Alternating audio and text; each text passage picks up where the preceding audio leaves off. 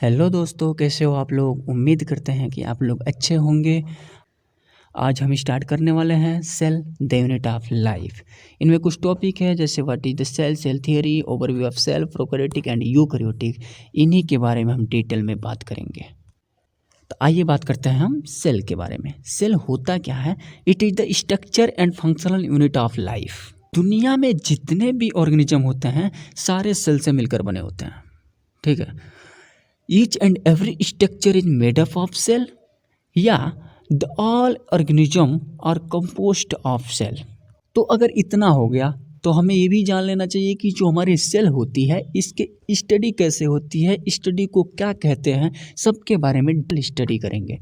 तो the branch of science, ये science की ऐसी ब्रांच है, विज्ञान की ऐसी शाखा है that deal with the study of cell, जो कि डील करता है सेल की स्टडी को एंड स्ट्रक्चर और उनके स्ट्रक्चर को। It's called cytology. तो सीधी सी बात है कि सेल के स्टडी को हम क्या कहते हैं? साइटोलॉजी।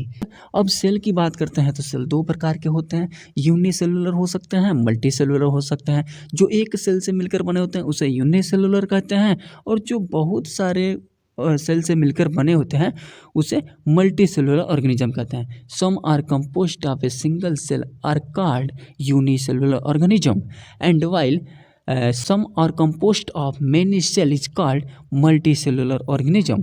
अगर हम बात करें तो सेल की खोज किसने की थी, किसने देखा था सबसे पहले, तो यहाँ पे देख सकते हैं कि एंटोन वॉन लीeuwenhoek ने सबसे पहले एक लिविंग सेल का डिस्क्राइब किया था और सबसे पहले देखा भी था। तो Anton von Leeuwenhoek was first to see and describe the living cell। उसके बाद से रॉबर्ट ब्राउन ने न्यूक्लियस की खोज किया। रॉबर्ट हुक की बात करते हैं। Robert Hooke first discover the cell. उन्होंने सबसे पहले सेल की डिस्कवर किया। कैसे किया? कोर के सेल के माध्यम से डेड सेल का डिस्कवर किया। उसके सेल के स्ट्रक्चर को हमने क्या कहा? Honeycomb like structure. उस कैसा था? मधुमक्खी के छत्ते की तरह उस सेल का स्ट्रक्चर था। सेल्फ डिजाइनेड माइक्रोस्कोप, उन्होंने स्वयं डिजाइन किया माइक्रोस्कोप की। अब हम बात करते हैं यूनिसेलुलर की। तो दे कैपेबल ऑफ इंडिपेंडेंट एग्जिस्टेंस, वो सक्षम होते हैं इंडिपेंडेंट मतलब स्वतंत्र रूप से एग्जिस्ट करने में, जिंदगी जीने में। Can perform all vital function, बहुत सारे फंक्शन को परफॉर्म करते हैं। दूसरी बात यदि हम सेल थियरी की बात करते हैं तो ये क्या होता है भाई? सबसे पहले अगर बात करें सेल थियरी को किसने दिया था, तो सेल थियरी को स्लीडन एंड स्वान ने दिया था।